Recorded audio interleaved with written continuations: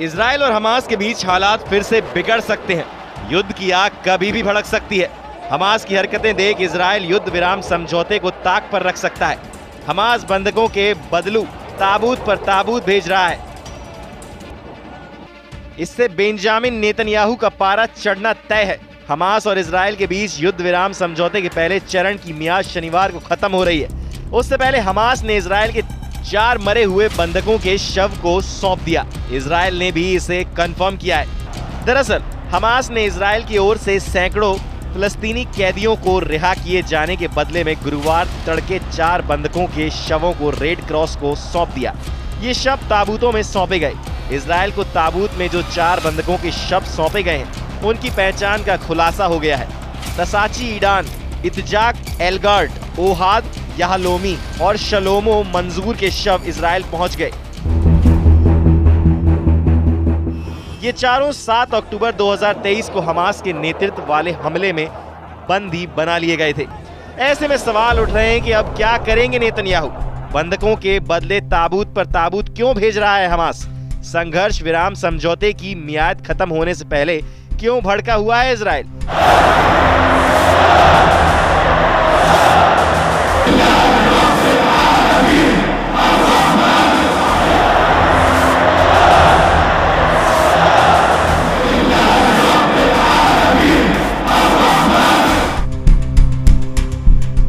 ताबूत में शव मिलने के बाद क्या अब बदला लेगा इजराइल? सवाल ये भी उठ रहा है कि शव कैसे पहुंचे और कौन बना मीडिएटर।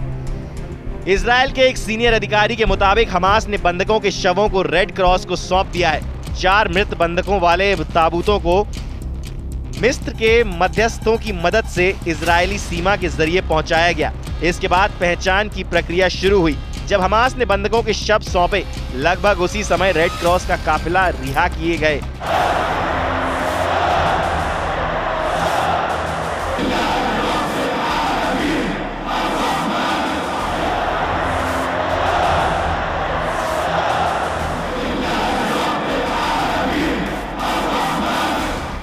कई दर्जन फिलिस्तीनी कैदियों को लेकर इजराइल की ओफर जेल से निकला। वेस्ट बैंक के बेतुनिया शहर में जयकारे लगाते परिवारों, दोस्तों और समर्थकों की भीड़ जमा हो गई, जो बस के आते ही उसकी एक झलक पाने के लिए धक्का मुक्की कर रहे थे। रिहा किए गए कैदियों का उनके शुभ चिंतकों ने स्वागत किया, उन्हें गले लगाया और तस्वीरें खींची।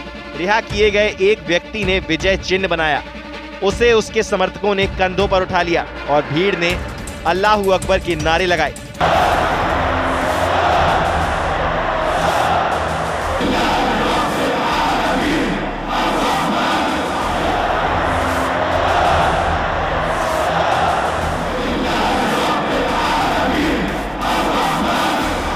इन कैदियों में से कई को 7 अक्टूबर 2023 के हमलों के बाद हिरासत में लिया गया था और उन पर कभी कोई आरोप नहीं लगाया गया।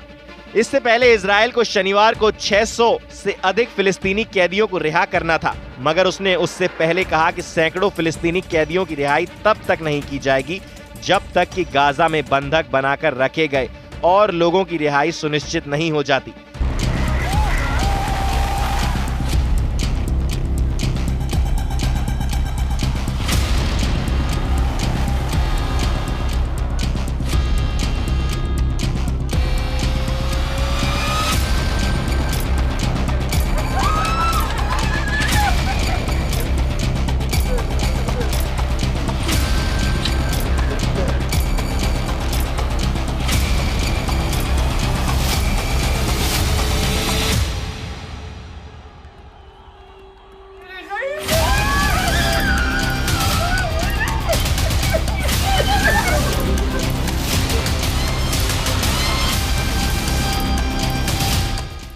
इतना ही नहीं, बंधकों को अपमानजनक तरीके से सौंपना बंद नहीं किया जाता।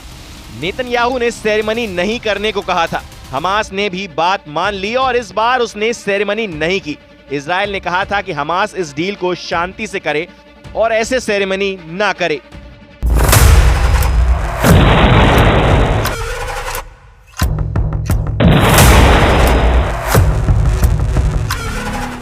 इजराइल और हमास के बीच ये अदला बदली रात में एक नाजुक संघर्ष विराम समझौते के तहत हुई। इस अदला बदली से इजराइल और हमास के बीच 42 दिवसीय संघर्ष विराम के तहत आखिरी अदला बदली की शुरुआत हुई है। यह समझौता इस हफ्ते के अंत यानी शनिवार को खत्म हो जाएगा। आगे यह समझौता बढ़ाया जाता है या नहीं, यह देखने वाली बात होगी।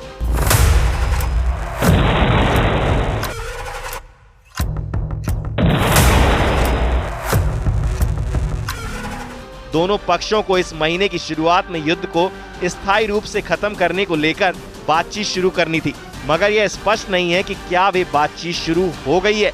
हालांकि ताबूत देखकर इजराइल में गुस्से का माहौल है। इजराइल ने आखिर किस मजबूरी में ऐसा सौदा किया है, इस पर भी सवाल उठ रहे हैं। आखिर इजराइल ने 4 शवों के बदले इतने फिलिस्तीनियों को क्यों सौंपा, यह समझ से परे है।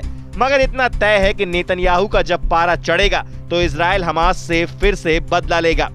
संघर्ष विराम समझौते के तहत गाजा में इजरायली युद्ध 19 जनवरी से बंद है और इस बीच कई चुनौतियां भी सामने आई।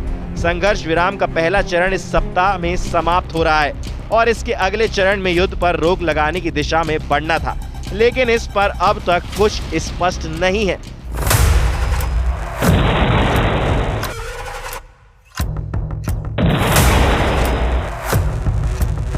7 अक्टूबर के बाद हिरासत में लिए गए 467 फिलिस्तीनी भी गाजा लौटेंगे, जिनमें 43 नाबालिग और एक महिला भी शामिल है। अब आगे यह देखना दिलचस्प होगा कि इस सप्ताह संघर्ष विराम समाप्त होने के बाद इजराइल का क्या रुख होता है, जहां नेतन्याहू पर जंग दोबारा शुरू करने का दबाव बनाया जाता रहा है।